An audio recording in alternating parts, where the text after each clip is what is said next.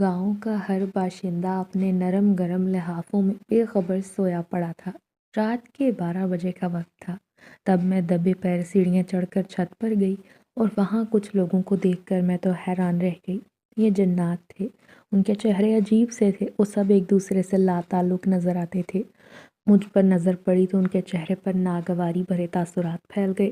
میں نے جلدی سے عالیہ کا بتایا ہوا ورد پڑھ کر حصار باندھا اور جنات سے پیچھا چھڑانے کے لیے عمل شروع کر دیا۔ میری نظر ان پر تھی۔ وہ سفید رنگ کا بڑا سا کپڑا لیے میرے قریب آئے اور کہنے لگے، تیرے کفن کی پیمائش کرنی ہے، پھر تجھے ہمارے ساتھ چلنا ہوگا۔ میں نے یہ بات سن رکھی تھی کہ جب جنات کے خلاف عملیات کیے جائیں تو وہ لازمی شر پہنچاتے ہیں، مگر یہ تو میری جان لینے کے لیے موجود ہوئے تھے۔ سرد رات کو گھر سے باہر جانا میرے لیے ہرگز کسی بڑے امتحان سے کم نہ تھا، مگر اپنی بہن کی دوائی لینے کے لیے میں سرد رات کی پرواہ کیے بغیر گھر سے نکل گئی۔ پورا گاؤں اس وقت اندھیرے کی لپیٹ میں تھا۔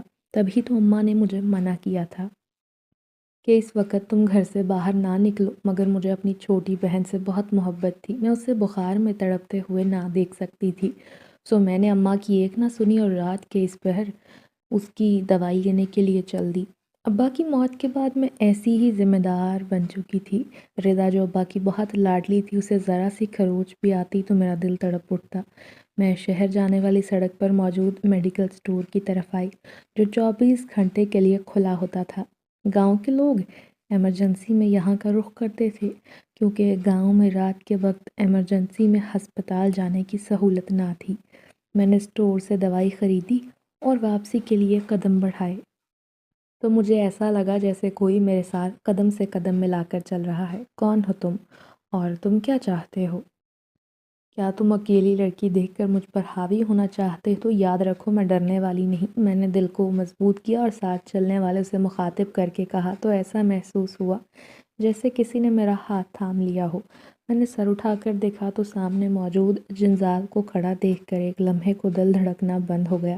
بہت بہادر ہو تم، اس نے مسکرا کر کہا۔ اندھیرے میں اس کی آنکھیں چمک رہی تھیں۔ میں نے بغیر کوئی جواب دیے وہاں سے دوڑ لگا دی اور پھولی سانسوں کے ساتھ میں گھر کے اندر داخل ہوئی۔ تو اماں نے کہا، اتنا دوڑ کر کیوں آئی ہو؟ کیا کوئی کتا تمہارے پیچھے لگ گیا تھا؟ میں نے کہا، نہیں اماں، میں جلد از جلد گھر پہنچنا چاہتی تھی، اس لیے دوڑ لگا دی۔ آپ یہ دوائی رتا کو کھلا دے تاکہ وہ جلد از جلد صحت یاب ہو جائے۔ میں نے اماں کو دوائی دی اور اپنے کمرے میں آ گئی۔ میں انہیں کچھ بتا کر پریشان نہیں کرنا چاہتی تھی، کیونکہ وہ تو ویسے ہی رات کو لڑکیوں کے باہر نکلنے کے خلاف تھیں اور آئندہ مجھے کبھی گھر سے باہر قدم نہ نکالنے دیتی۔ میں نے سونے کے لیے آنکھیں بند کی تو میری آنکھوں میں اس کا چہرہ جھلملا کر رہ گیا۔ میں تو ایسی باتوں پر قطعاً یقین نہ رکھتی تھی، مگر آج اپنے ساتھ ایسا پراسرار واقعہ پیش آیا کہ میں حیران رہ گئی۔ اماں نے ایک بار بتایا تھا کہ اس گاؤں پر آصف کا سایہ ہے۔ کئی بار ایسا ہوا کہ سالوں پہلے جب گاؤں میں بجلی کا نام و نشان نہیں تھا، گاؤں کے بیچارے سیدھے سادے لوگ شام کو ہی گھروں کے دروازے بند کر کے اپنے معاملات زندگی معطل کر دیا کرتے تھے۔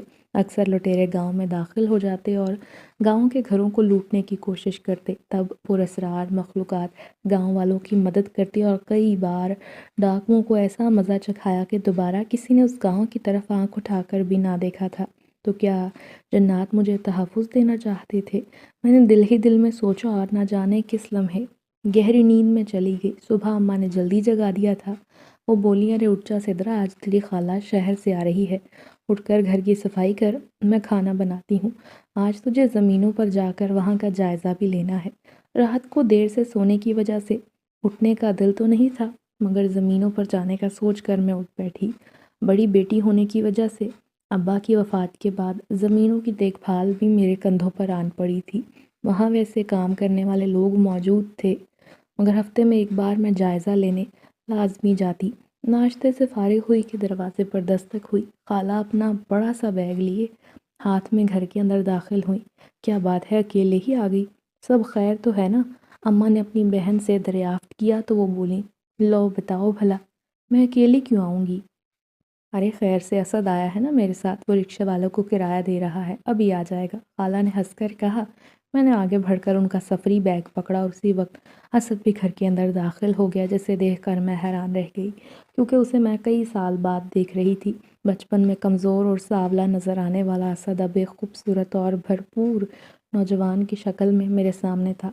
इतना गौर से क्यों देख रही हो? क्या तुम्हारा नज़र लगाने का इरादा है?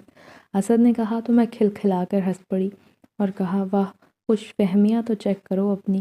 खुद को तुम इतना हसीन समझते हो? मुझे इस बात का अंदाज़ा नहीं था। रिदा की तबीयत बेहतर हो गई थी। मैं, रिदा और असद पूरा दिन हंसी मजाक करते तो वक्त गुजरने का पता ही न चलता। एक दिन मैं छत पर सफाई कर रही थी कि मुझे लगा जैसे कोई स्टोर रूम से निकलकर सीढ़ियों की तरफ गया है। मुझे लगा असद की शरारत है। मैंने उसे मज़ा चखाने का सोचा और स्टोर में छुप कर उसका इंतज़ार करने लगी। मुझे अच्छे से अंदाज़ा था वो ज़रूर आएगा, और ऐसा ही हुआ। कुछ ही देर बाद स्टोर का दरवाज़ा खुला और कोई अंदर दाखिल हुआ। मैं असद को डराने के लिए आगे बढ़ी, मगर जूं ही आने वाले पर नज़र पड़ी, होश फना हो गए, क्योंकि सामने जिनज़ादा खड़ा मुझे मुस्कुराती नज़रों से देख रहा था। और इससे पहले कि मैं चीखती, उसने आगे बढ़कर मेरे मुंह पर हाथ रखा। बेमकसद किसी की ज़िंदगी में शामिल नहीं होता, मोहब्बत की हर उसे निभाना चाहता हूँ, उसने एक ख़ास अदा से कहा। तो मैंने उसे पीछे धकेला और स्टोर से बाहर आ गई। इस सूरत हाल से मैं परेशान थी और अम्मा को कुछ बताकर परेशान नहीं करना चाहती थी, सो शाम को अपनी सहेली लारेब से मिलने चली गई। जब मैंने उसे ये बात बताई तो वो हंसकर बोली, तुम उससे मेरी सेटिंग करवा दो प्लीज़। अगर तुम्हें वो पसंद नहीं तो मैं उसके साथ वक्त गुजार लूँगी। एक बड़ा सा बंगला, शानदार सा घर, नौकर चाकर और बड़ी गाड़ी लेने के बाद उसे कहूँगी कि अब बेशक मुझे छोड़ दो। उसकी बात सुनकर मुझे बड़ा तैश आया। मैंने कहा, मैं तो यहाँ अपने मसले का हल तलाश करने आई थी, तुमने उल्टी सीधी बातें करना शुरू कर दी। क्या तुम्हें नहीं मालूम लड़की, जन्नात से दोस्ती कितनी ख़तरनाक साबित हो सकती है? अगर ये एक बार किसी को अपना बना लेना तो तमाम उम्र जान नहीं छोड़ते। फिर इंसान आम लोगों की तरह ज़िंदगी गुजार ही नहीं सकता। मैंने कहा तो लारेब संजीदा हो गई और कहती, हाँ हाँ, तुम ठीक कहती हो, हमें आस्ताने पर जाना चाहिए, शायद वही इस मसले का कोई हल बताएगा। मुझे उसकी तजवीज़ पसंद आई और मैंने जाने की हामी भर ली। सारा मामला तय करके मैं घर आई तो मेरा दिल थोड़ा मुतमईन था। अगले दिन मुकर्ररा वक़्त पर लारेब मेरे घर आई और अम्मा से बोली, खाला, आज मुझे अपनी सहेली की सालगिरह में जाना है, तो आप सिदरा को मेरे साथ भेज दें। अम्मा ने इजाज़त दी तो हम डरते हुए आलिया के आस्ताने पर पहुंच गए। वहाँ रश ना होने के बराबर था। हमारी बारी आई तो मैंने आलिया को पूरी बात बता दी कि कैसे जनजादे ने मुझे अंधेरी रात में मिला और मुझ पर फिदा हो गया। आलिया बीबी ने कहा, परेशान ना हो, बस जो अमल बताऊंगी उसे 3 रात लगातार करना, उसका असर ख़त्म हो जाएगा। मैंने अमल पाबंदी से करने का इरादा किया। आलिया की बात तवज्जो से सुनकर घर चली आई। आलिया ने कहा था कि छत पर अकेले जाना है और किसी को इस बात की खबर ना हो कि तुम किस मकसद के तहत छत पर गई हो। पहली रात सबके सो जाने के बाद मैं दबे पैर छत पर चली आई। बारिश का मौसम था, ठंडी हवाएं चल रही थीं। कुछ देर बाद बिजली कड़कती तो माहौल में अजीब डरावनापन पैदा होता। दिल कांप रहा था, मगर मैं हमेशा के लिए उससे छुटकारा चाहती थी। तो सबसे पहले आलिया का दिया हुआ तावीज़ जलाया, उसका बताया हुआ विर्द पढ़कर खुद का हिसार कायम किया और कुछ ही देर बाद वो नमूदार हुआ। मैंने नज़र उठाकर उसकी तरफ देखा तो उसके चेहरे पर तकलीफ़ के आसार देखकर मैंने नज़रें झुका लीं। ना जाने क्यों मुझे लग रहा था कि मैं उसे नाहक तकलीफ़ दे रही हूँ। मेरा अमल ख़त्म होने वाला था और उसका चेहरा लाल सुर्ख हुआ जा रहा था। मैंने तो तुम्हें नुकसान नहीं पहुँचाया था, फिर तुमने मेरे साथ ऐसा क्यों किया? उसके ये अल्फाज सुनकर मेरी आंखों से आंसू बहने लगे, मगर जो भी था, मैं अपना अमल अधूरा नहीं छोड़ सकती थी। आलिया ने कहा था कि अमल अधूरा छोड़ने पर शरीर जन्नत की राहें हमवार हो जाएंगी, वो तुम्हें सारी उम्र सुकून से ना रहने देंगे। उस पल मुझे एहसास हुआ कि मैं खुद भी उसकी मोहब्बत में गिरफ्तार हो चुकी हूँ। काश मैं आमला आलिया के पास ना जाती, काश मैं उससे ये हिसार और ये वजीफ़ा ना लेती। मैं दोनों हाथों में मुंह देकर रोने लगी। फिर खुद को समझाया कि अगर मैं इसके साथ ये हरकतें शुरू करती तो मेरी अम्मा और बहन को कौन संभालता। मैंने खुद को संभाला, नज़र उठाकर देखा तो वहाँ वो मौजूद नहीं था। उसके जाने के बाद छत वीरान हो गई थी। मुझे वहशत महसूस हुई। मैंने सीढ़ियों की तरफ कदम बढ़ा दिए। तुम छत पर क्या कर रही थी? रिदा ने बावर्ची खाने से निकलते हुए सवाल किया तो मैंने कहा, बस नींद नहीं आ रही थी, चहलकदमी करने आई थी। वो हंसकर बोली, पागल तो नहीं हो गई तुम सिदरा? رات کی اس پہر اتنی ٹھنڈ میں کون چھت پر چہل قدمی کرتا ہے؟ میں کوئی جواب دیے بغیر کمرے میں آ گئی۔ آج رات مجھے نیند نہیں آنے والی تھی، مگر آنکھیں موندے میں سونے کے انداز میں لیٹ گئی، کیونکہ مجھے اچھی طرح اندازہ تھا اگر ردا نے مجھے جاگتے ہوئے دیکھ لیا وہ مزید سوالوں کی بوچھاڑ کر دے گی۔ ایک بار عمل شروع کرنے کے بعد درمیان میں نہیں چھوڑا جا سکتا تھا۔ میرے دل کی حالت عجیب تھی، میرا دل جنزادے کے لیے بے چین ہو رہا تھا۔ اگلے دن صبح ردا نے کہا کہ آج ہم اسد بھائی کو زمینوں کی سیر کروانے کے لیے چلیں گے۔ میں بھی اداس تھی، سو ان دونوں کے ساتھ چل پڑی۔ میں اپنے مسائل میں گرفتار ضرور تھی مگر اتنی بے خبر ہرگز نہ تھی کہ اسد کی شوخ نگاہوں کا مطلب نہ سمجھ پاتی۔ وہ بار بار مجھے مسکرا کر دیکھ رہا تھا۔ تمہارا گاؤں کتنا خوبصورت ہے، بالکل تمہاری طرح، اس نے کھلتے پھولوں کو دیکھ کر خوشی والے انداز میں کہا تو میں مسکرا نہ سکی۔ ردا کو ہریالی پسند تھی۔ شام کے وقت پھولوں پر تتلیاں رقص کر رہی تھیں، سو وہ تتلیوں کے پیچھے بھاگنے لگی اور میں نے ایک نظر اسد کے چہرے پر ڈالی جہاں میری محبت کا نور بکھرا ہوا تھا۔ تم کچھ الجھی ہوئی ہو؟ اس نے میری آنکھوں میں جھانک کر پوچھا تو میں نے کہا کیا اپنی ہر الجھن عیاں کرنا ضروری ہے؟ وہ مسکرا کر بولا اپنا سمجھو گی تو ضرور کہو گی، ورنہ میں تمہیں ہرگز مجبور نہیں کروں گا۔ میں نے کہا تمہیں کوئی غلط فہمی ہوئی ہے، میں بالکل ٹھیک ہوں۔ مجھے ذمہ داریوں نے بدل ڈالا ہے۔ بابا نے اپنی موت سے پہلے مجھے اماں اور ردا کی ذمہ داری سونپی تھی، ان کے جانے کے بعد میں گھر کی بڑی ہوں، مجھے لاپرواہی اچھی نہیں لگتی۔ اسد نے مجھے سراہنے والے انداز میں دیکھا اور کہا تمہیں اس روپ میں دیکھ کر مجھے خوشی ہوئی۔ اسی وقت ردا بھاگتی ہوئی آئی اور کہا چلو گھر چلتے ہیں، اماں زیادہ دیر درختوں کے قریب رکنے سے منع کرتی ہیں۔ اس کے اس انداز پر ہم دونوں بے اختیار ہنسے اور گھر کی طرف چل پڑے۔ آج میں نے اسد کے رویے میں واضح تبدیلی دیکھی تھی، ایسا لگا وہ کچھ کہنا چاہتا ہے مگر کہہ نہیں پا رہا۔ رات ہوئی تو میں چھت پر چلی آئی۔ جنزادے کی یاد میں میرا دل تڑپ رہا تھا مگر اسی سے چھٹکارا حاصل کرنے کے لیے میں عملیات کا سہارا لے رہی تھی۔ میں نے دیوار کی طرف منہ کر کے ورد کرنا شروع کر دیا اور جب مکمل ہوا تو اس کا تصور کر کے اس پر دم کر دیا۔ اے جنزاد، میں اپنے دل میں تمہارے لیے محبت محسوس کرتی ہوں مگر تمہیں اپنا نہیں سکتی، سو اپنی اور تمہاری ہر راہ کو جدا کرنے کے لیے تیار ہوں، ہو سکے تو مجھے معاف کر دینا۔ پلٹ کر دیکھا، اسی وقت اسد چھت پر آیا، مجھے دیکھ کر بولا ارے واہ سدرا، تم تو دیواروں سے باتیں کرتی ہو؟ وہ دلچسپی سے سوال کر رہا تھا۔ میں نے کہا ہاں، کبھی کبھار دیواروں سے بات کرنے کا جی چاہتا ہے، اور اگر تمہیں یہ معلوم ہو جائے کہ کوئی تمہاری محبت میں مبتلا ہے اور تمہاری باتیں سننے کے لیے بےتاب ہے، کیا تب بھی ان بے جان دیواروں سے تم باتیں کرو گی؟ اس کی بات سن کر میں کھلکھلا کر ہنس پڑی اور کہا نہیں، شاید اس بات پر غور کروں گی کہ مجھے سننے والا کون ہے اور وہ صرف مجھے سننا چاہتا ہے یا مجھ سے محبت بھی کرتا ہے۔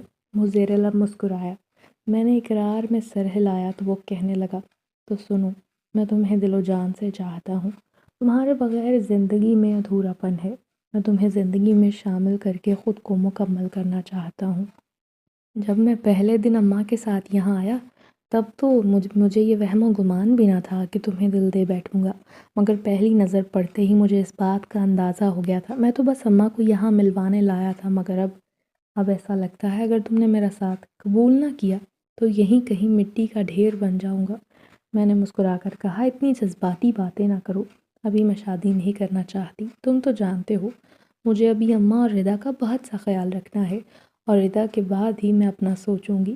میری بات سن کر وہ ہنسا اور کہا تم نے تو مجھے بالکل ہی غیر سمجھ لیا، یاد رکھو ہمارا ہر رشتہ کزن والے رشتے کے بعد ہوگا، تم مجھے اپنے ساتھ ہمیشہ مخلص پاؤ گی۔ ردا صرف تمہاری بہن نہیں، خالہ زاد ہونے کی حیثیت سے وہ میری بھی بہن ہے، میں خالہ کا اور ردا کا بہت خیال رکھوں گا۔ سوچو اگر کوئی اور مرد تمہاری زندگی میں شامل ہوا، وہ خالہ کے لیے غیر ہوگا، وہ تم لوگوں کا احساس نہیں کرے گا، جبکہ تمہیں میری طرف سے ایسا کوئی مسئلہ نہ ہوگا، جب کہو گی تمہیں ملوانے لے آیا کروں گا۔ اس کی بات میں وزن تھا، مجھے اس پر یقین ہونے لگا کہ اماں کے بھانجے کے علاوہ اور کوئی دنیا میں ہمارے ساتھ مخلص بن کر رہ نہیں سکے گا۔ سو میں نے یہ کہتے ہوئے اس کے ہاتھ میں امید کا دیا تھما دیا کہ ٹھیک ہے، تم اماں اور خالہ سے بات کر لو، اگر انہیں کوئی اعتراض نہ ہوا تو میری طرف سے بھی ہاں ہے۔ میری بات سن کر وہ خوش ہوا اور میرا شکریہ ادا کر کے چلا گیا۔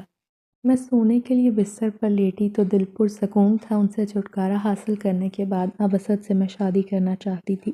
اگلے دن اماں کی طبیعت ٹھیک نہ تھی۔ میں نے ناشتہ بنایا، ردا گھر کی صفائی کرنے لگی۔ کام سے فارغ ہونے کے بعد میں اماں کے پاس آ کر بیٹھ گئی۔ اماں نے ناشتے میں صرف دلیا کھایا تھا۔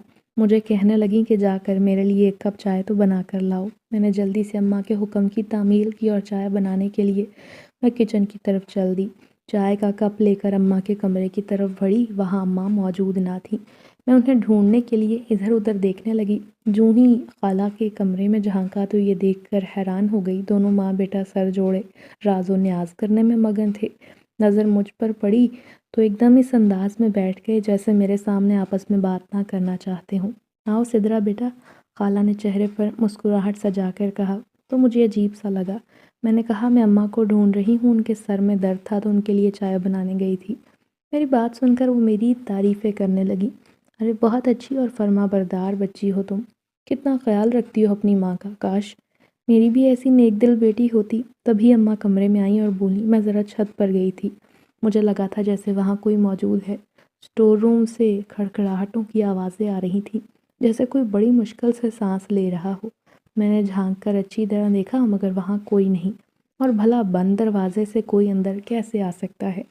میں نے چائے کا کپ اماں کو دیا اور کہا میں جا کر دیکھتی ہوں۔ اماں نے فوراً کہا ارے نہیں، اب آواز نہیں آ رہی، تم ایسے ہی پریشان ہو گئی تھی، میں تو یہیں بیٹھی رہو۔ اسد اٹھ کر باہر چلا گیا۔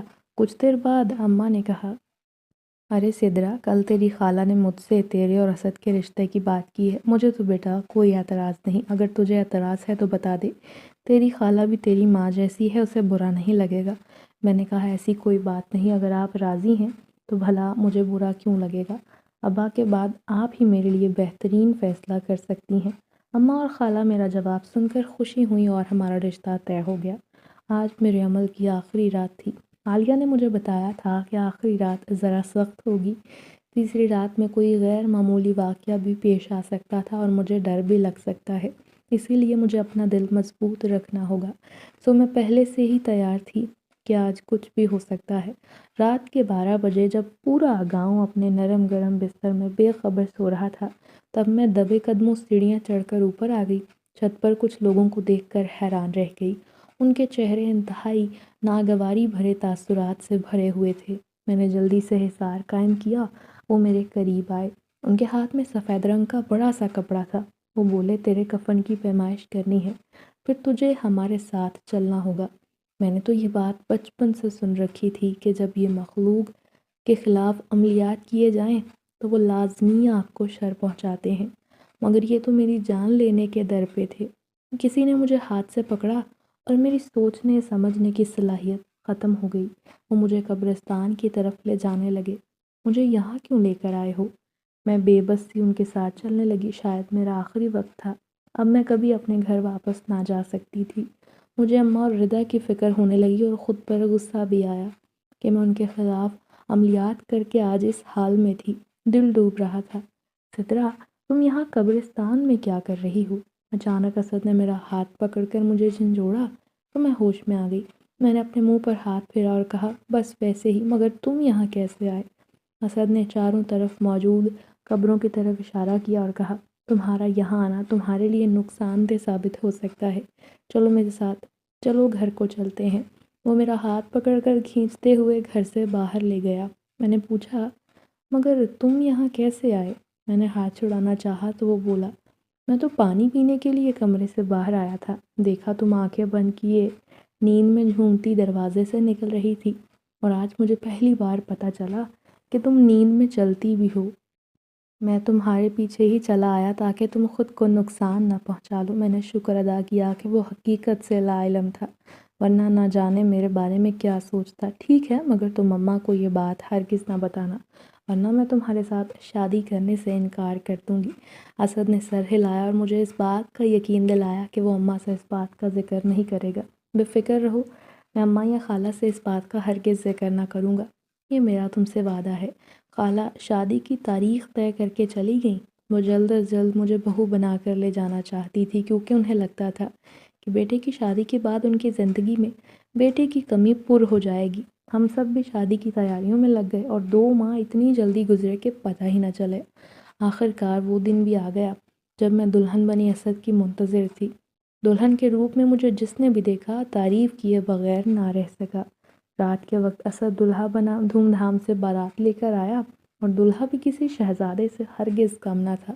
گاؤں کی عورتوں نے خوب تعریفیں کی اور لڑکیاں سہیلیاں میری قسمت پر ناز کرنے لگیں۔ وہ کہتی سدرا کو تو شہر سے شہزادہ بیاہنے کے لیے آیا ہے۔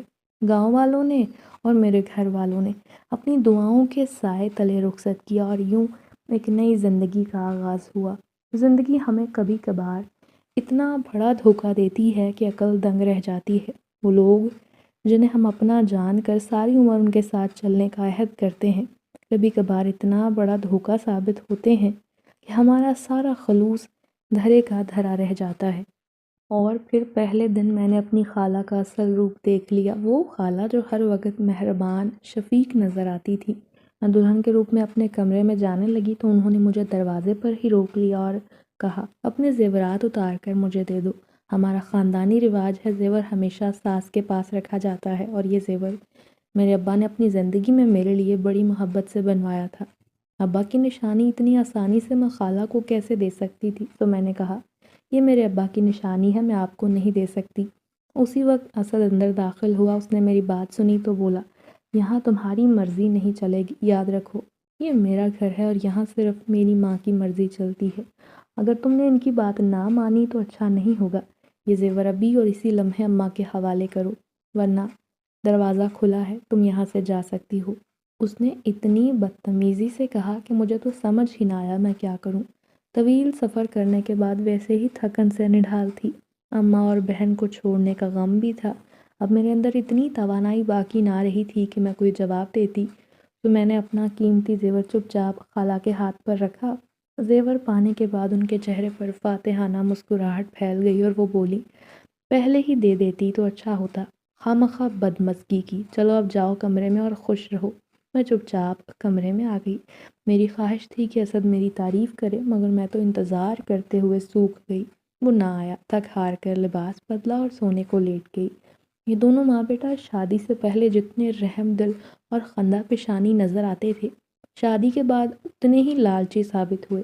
شادی کے بعد میں اماں سے ملنے گئی، مگر میں نے یہ ظاہر نہ ہونے دیا کہ خالہ کے گھر شادی کرنا ہماری کتنی بڑی غلطی تھی۔ شادی کے 1 ماہ بعد مجھے خوشخبری ملی تو میں خوش ہوئی اور سوچا کہ اب خالہ اور اسد کا رویہ بہتر ہو جائے گا، مگر یہ تو میری خوش فہمی ہی رہی۔ جب اسد کو یہ پتہ چلا تو اس نے ایک ایسا مطالبہ کر دیا جس کی مجھے ہرگز امید نہ تھی۔ اس دن وہ رات کو میرے لیے تازہ گلابوں سے بنے گجرے لے کر آیا تو مجھے بہت خوشی ہوئی۔ مجھے لگا بس جیسے اب برے دن ختم ہو گئے۔ اسد نے مجھے اپنے ہاتھوں سے گجرے پہنائے اور کہا تم دنیا کی سب سے حسین لڑکی ہو، اور اتنی تعریف سن کر تو میں ہواؤں میں اڑنے لگی۔ کچھ دیر بعد میری یہ خوشی مٹی میں مل گئی جب اس نے کہا میں چاہتا ہوں تم خالہ سے بات کر کے زمینیں اپنے نام کروا لو، ہم یہاں بڑا سا گھر خرید لیں گے اور پھر خالہ اور ردا کو اپنے پاس بلا کر انہیں یہیں رکھیں گے۔ اس کی بات پر مجھے بڑا غصہ آیا۔ میں نے کہا آئندہ ایسی بات نہ کرنا، اور یہ سوچنا بھی مت کہ میں اپنے بابا کی زمینوں کو بیچنے کا سوچ سکتی ہوں۔ ان زمینوں میں میرے بابا کے خون پسینے کی محنت شامل ہے، میں وہ کبھی نہیں بیچوں گی۔ یہ سن کر اسد کو غصہ آیا اور وہ بولا تمہاری زمینیں بیچنے یا نہ بیچنے سے انہیں کوئی فرق نہیں پڑے گا، وہ تو دوسرے جہان میں خوشباش زندگی جی رہے ہوں گے، تم یہاں اپنا اور میرا فائدہ سوچو، باقی سب بھول جاؤ۔ یہ شخص اتنا خود غرض نکل سکتا تھا، میرے تو وہم و گمان میں بھی نہ تھا۔ شروع میں اسد اور خالہ نے مجھے پیار بھرے انداز میں سمجھانا چاہا، مگر میں اتنی آسانی سے اپنے مرحوم والد کی چھوڑی ہوئی جائیداد ان کی جھولی میں نہیں ڈال سکتی تھی۔ کبھی کبھار تو بے بس ہو کر رونے بیٹھ جاتی، کئی ماہ سے اماں سے ملنے بھی نہ گئی تھی، اور اس حال میں زیادہ سفر کرنا میرے لیے ٹھیک نہیں تھا۔ سو چپ چاپ صبر کے گھونٹ پی کر رہ جاتی۔ وقت اچھا ہو یا برا گزر ہی جاتا ہے۔ میں نے 2 جڑواں بیٹیوں کو جنم دیا تو خالہ کو بڑا غصہ آیا، کہنے لگیں لڑکیاں پیدا کی ہیں اور وہ بھی 1 نہیں بلکہ 2۔ اے لڑکی تو بڑی بدبخت ہے، میں تو رشتہ کرتے وقت یہ دیکھنا بھول گئی تھی کہ اپنی ماں کی طرح تو بھی لڑکیاں پیدا کرے گی۔ انسان اپنے لیے ہر بات برداشت کر سکتا ہے، مگر جب بات اولاد پر آئے تو صبر کرنا مشکل ہو جاتا ہے۔ میں نے سختی سے کہا بس کر دو خالہ۔ آج تک پلٹ کر جواب نہ دیا کیونکہ تم نے ہمیشہ میری ذات پر وار کیا، مگر اب ان کے خلاف ایک بات نہیں سنوں گی۔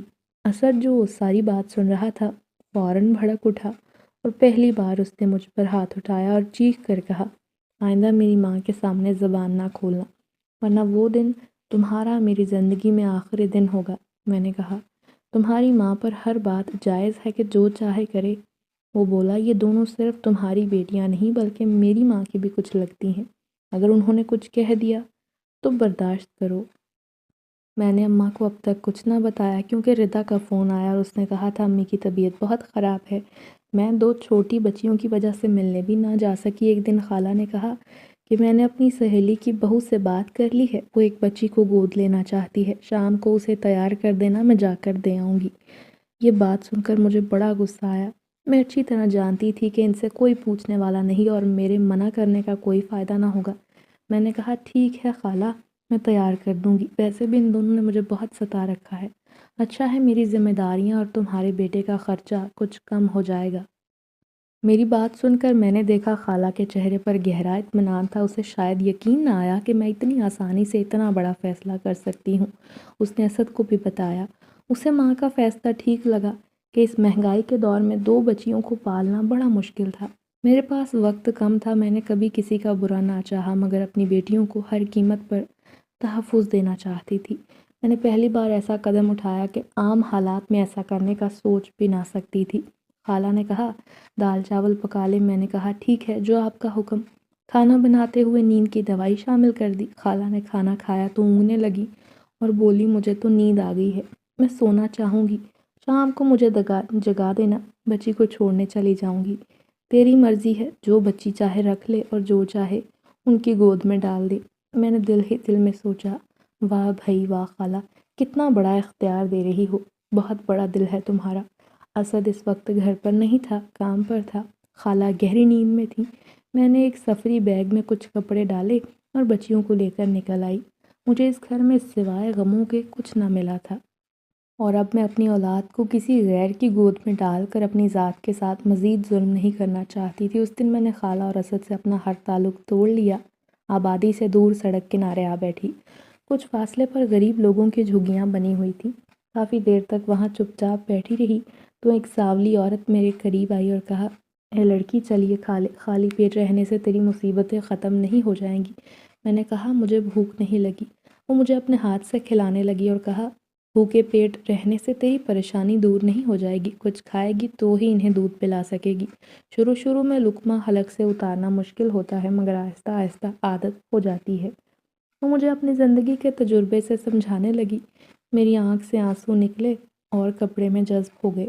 اپنی کہانی پھر کبھی سنا دینا، ابھی چل میرے ساتھ آ کر رہ لے، جب سے سیلاب آیا ہے ہم یہیں رکے ہوئے ہیں، اس نے اپنائیت سے کہا اور میرا بیگ پکڑ کر چلنے لگی۔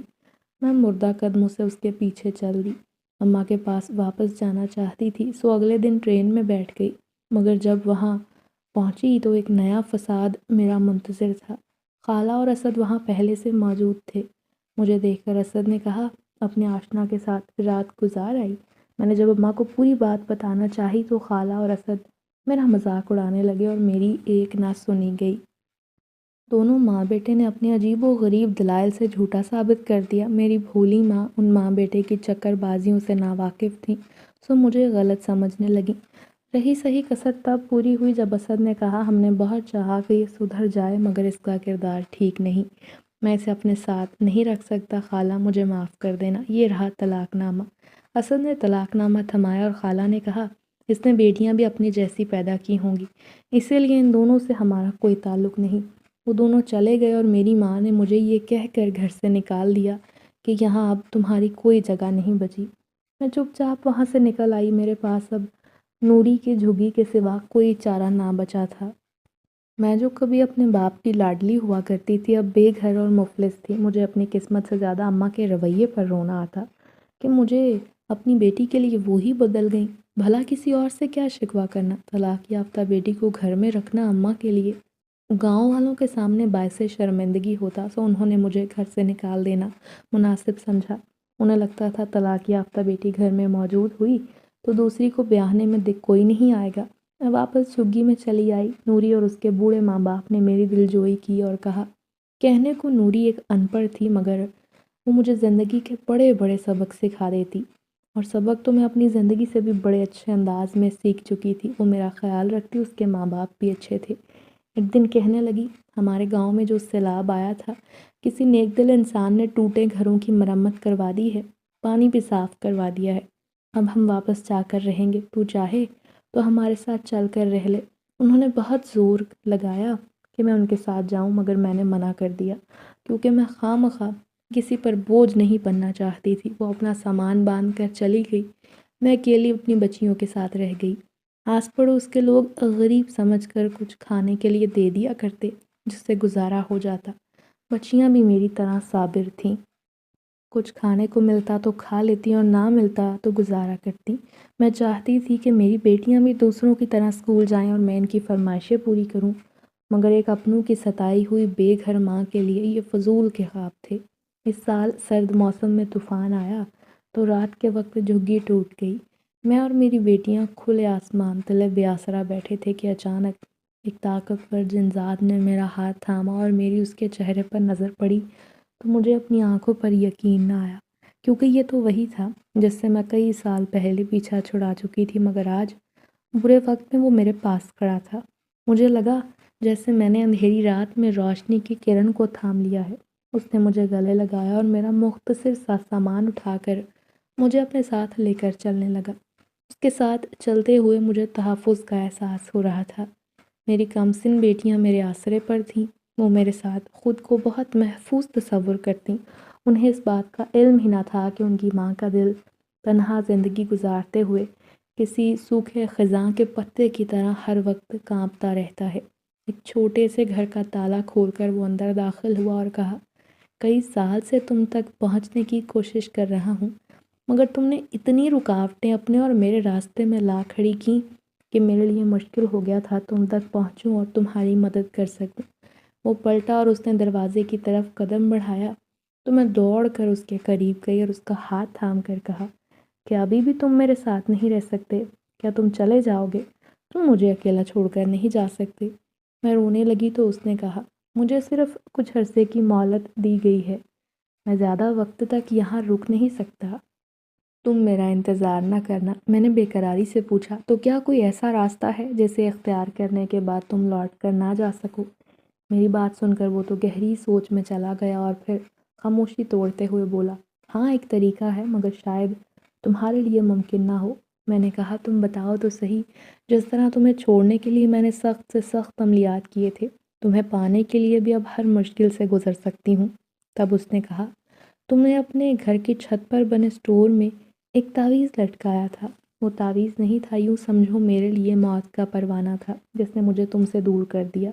اگر تم اسے سمندر کی لہروں کی نظر کر دو تو ہو سکتا ہے ہم دوبارہ ایک ہو جائیں۔ مجھے آزمائش میں ڈال کر وہ وہاں سے چلا گیا اور میں سوچنے لگی وہ گھر جہاں سے بے عزت کر کے میں نکالی گئی، وہاں دوبارہ قدم رکھنا اور اپنے مقصد کو پورا کرنا کتنا کٹھن تھا۔ مگر اب چونکہ ہر حال میں اس کا ساتھ چاہتی تھی، زندگی میں جہاں اتنی مصیبتیں جھیلی وہاں کچھ آزمائشوں سے گزرنے کے لیے تیار تھی، کیونکہ مجھے اس بات کا اچھی طرح اندازہ تھا اگر یہ میری زندگی میں شامل ہوا تو میرا اکیلا پن ہمیشہ کے لیے دور ہو جائے گا۔ اگلے دن رات کے وقت میں نے اپنی دونوں بیٹیوں کو سلایا اور دبے قدموں گھر سے نکل گئی، اپنے والدین کا گھر جو میرے لیے سکون اور راحت کا باعث ہوا کرتا تھا۔ وہاں جاتے ہوئے میرے قدم منو بھاری ہو رہے تھے۔ میں نے دروازے پر دستک دی تو کچھ دیر بعد ردا نے دروازہ کھولا۔ مجھے سامنے دیکھ کر اس کے چہرے کے تاثرات ایسے ہو گئے جیسے اسے آنکھوں پر یقین نہ آ رہا تھا۔ وہ میرے روتے ہوئے میرے گلے لگ گئی۔ آپ ہی معاف کر دینا، میں چاہتی تو تمہارے لیے بول سکتی تھی، مگر اس لمحے کچھ سمجھ ہی نہ آیا کہ کون حق پر ہے۔ ایک طرف اماں اور خالہ تھیں اور دوسری طرف تم تھی۔ ہماری تربیت میں یہی بات شامل کی گئی ہے کہ کبھی والدین کی بات کو جھٹلانا نہیں، سو اس وقت لاکھ چاہنے کے باوجود میں اماں کی بات کو رد نہ کر سکی۔ مجھے معاف کر دو۔ میں نے اپنی بہن کو پیار کیا اور کہا، مجھے کوئی شکوہ نہیں میری پیاری بہن، میں جانتی ہوں تم اس وقت معاملات کو ٹھیک سے سمجھ نہیں سکی، بس مجھے یہاں کچھ ضروری کام تھا اسی لیے آئی ہوں۔ دراصل اسٹور روم میں میری امانت موجود ہے، میں وہ لے کر یہاں سے چلی جاؤں گی۔ میری بچیوں کو سلا کر آئی ہوں، وہ گھر پر میرا انتظار کریں گی۔ ردا نے میرا ہاتھ پکڑا اور اندر کی طرف لے جاتے ہوئے بولی، آپ کیوں شرمندہ کرتی ہیں؟ اب آئی ہیں تو امی سے مل کر جانا۔ آپ کی یاد میں ان کی تو نیند ہی اڑ گئی تھی، پوری رات جاگ کر انتظار کرتی ہیں۔ ان کا انتظار تو آج ختم ہو گیا، کاش تم پہلے اپنی امانت لینے آ جاتی۔ ردا مجھے اماں کے کمرے میں لے گئی۔ وہ بہت کمزور ہو چکی تھی، جب ان کی نظر مجھ پر پڑی تو مجھے انہیں اپنی نگاہوں پر یقین نہ آیا۔ اماں نے اپنے جھریوں بھرے ہاتھ پھیلائے تو میں دوڑ کر سمٹ گئی۔ اس وقت میرے دل سے ہر گلہ شکوہ دور ہو گیا۔ میرے آنسو اماں کے بال بھگونے لگے۔ وہ مجھ سے معافی مانگ رہی تھی۔ میں نے کہا، اماں، اماں اور بیٹی کی محبت اتنی کمزور نہیں ہوتی کہ کچھ غلط فہمیوں کی بنا پر تعلق کو ہمیشہ کے لیے توڑ دیا جائے۔ میں نے برا وقت ضرور گزارا ہے، مگر اب میں اپنی زندگی میں خوش ہوں۔ ردا نے کہا، جس دن اسد نے تمہیں طلاق دی اس کے 3 دن بعد اس کا ایکسیڈنٹ ہوا اور وہ موقع پر ہی جاں بحق ہو گیا۔ خالہ کے لیے جوان اولاد کی موت کا صدمہ سہنا بڑا مشکل تھا۔ اب تک ان کے آنسو خشک نہیں ہوتے۔ وہ روتے ہوئے ہر ایک سے معافی مانگتی ہیں اور کہتی ہیں، کبھی کسی کی بیٹی کے ساتھ برا نہ کرو، ورنہ وقت ایسا بدلہ لے گا کہ ساری عمر پچھتاؤ گے۔ بیچاری خالہ اسد کی موت کے بعد دیوانوں والی باتیں کرتی ہیں اور پیدل ہی آ کر پوچھتی ہیں کہ سدرا نے اسد تو معاف تو کر دیا ہوگا نا؟ آپ ہی، میں تو کہتی ہوں اپنے دل کو بڑا کرو اور اسے معاف کر دو، شاید تبھی اس کی روح اور بے چین خالہ کو قرار آ جائے۔ اب پھیکی مسکراہٹ چہرے پر سجا کر بولی، ردا، یہ سچ ہے کہ میں نے اماں کو دل سے معاف کر دیا، مگر ایسا نہ ہو سکے گا کہ اسد کو معاف کر دوں، کیونکہ اپنے ساتھ ہوئی زیادتی برداشت کر لوں گی، مگر اپنی بچیوں کے ساتھ ہوئی ناانصافیوں کے لیے اس شخص کو معاف نہیں کر سکتی جو باپ کا گھر ہوتے ہوئے سالوں سے بے گھر لوگوں کی طرح زندگی گزارتی آئی ہیں۔ میں اپنی امانت لے کر جا رہی ہوں، زندگی رہی تو دوبارہ ملاقات ہوگی، میری بیٹیاں میرا انتظار کر رہی ہوں گی۔ اماں کا دل تھا کہ میں ان کے پاس مزید بیٹھوں، مگر مجھے گھر آنا تھا، اس کو میں چھت پر گئی، تعویذ اتارا اور واپس گھر آ گئی۔ میرا دل بڑا پرسکون تھا۔ اتنے سالوں سے اپنے دل پر یہ بوجھ لیے میں زندگی گزار رہی تھی کہ اماں کا دل میرے لیے نفرت سے بھرا ہوا ہے، مگر اب پتہ چلا وہ تو ہر دم میرے لیے دعائیں کرتی تھی۔ میری زندگی ان کی دعاؤں کے حصار میں تھی۔ شاید یہی وجہ تھی کہ میری زندگی بدترین وقت سے بہترین میں داخل ہو چکی تھی۔ اگلے دن میں نے عالیہ کے دیے تعویذ کو سمندروں کی لہر کے حوالے کر دیا اور پھر دلہن بن کر اس کا انتظار کرنے لگی۔ انتظار تھوڑی ہی دیر میں ختم ہو گیا۔ ہم دونوں کا نکاح ہوا اور میری خوشحال محبتوں بھری زندگی کا آغاز ہوا۔ اس نے میری دونوں بیٹیوں کو باپ کی سی محبت دی، اور آج 12 سال کا عرصہ گزر جانے کے باوجود بھی یہ راز کسی کو نہیں پتا کہ میں ایک انسان کی نہیں بلکہ جنزادے کی بیوی ہوں۔